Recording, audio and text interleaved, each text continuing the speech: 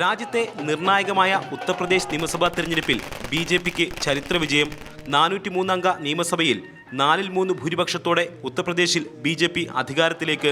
2014 സംസ്ഥാനത്തുണ്ടായ വിജയത്തിനും പ്രധാനമന്ത്രി നരേന്ദ്രമോദിയുടെ പ്രഭാവത്തിനും ഒട്ടും മങ്ങലേറ്റിട്ടില്ലെന്ന് വ്യക്തമാക്കുന്നതാണ് ജനവിധി. 2002 ശേഷം ആദ്യമായാണ് യു.പിയിൽ ബി.ജെ.പി അധികാരത്തിലെത്തുന്നത്.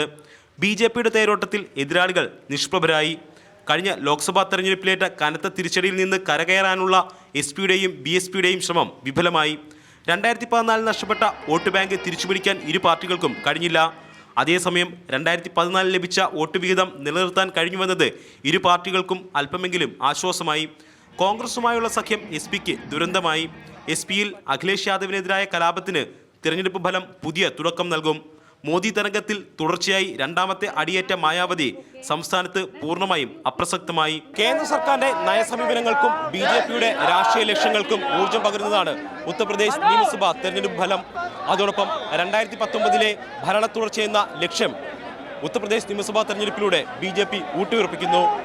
ലക്നൌവിലെ ബി.ജെ.പി ആസ്ഥാനത്തു നിന്നും ക്യാമറമാൻ സുജി പട്ടാമ്പിക്കൊപ്പം എസ്. അരുൺ ശങ്കർ, മാതൃഭൂമി ന്യൂസ്.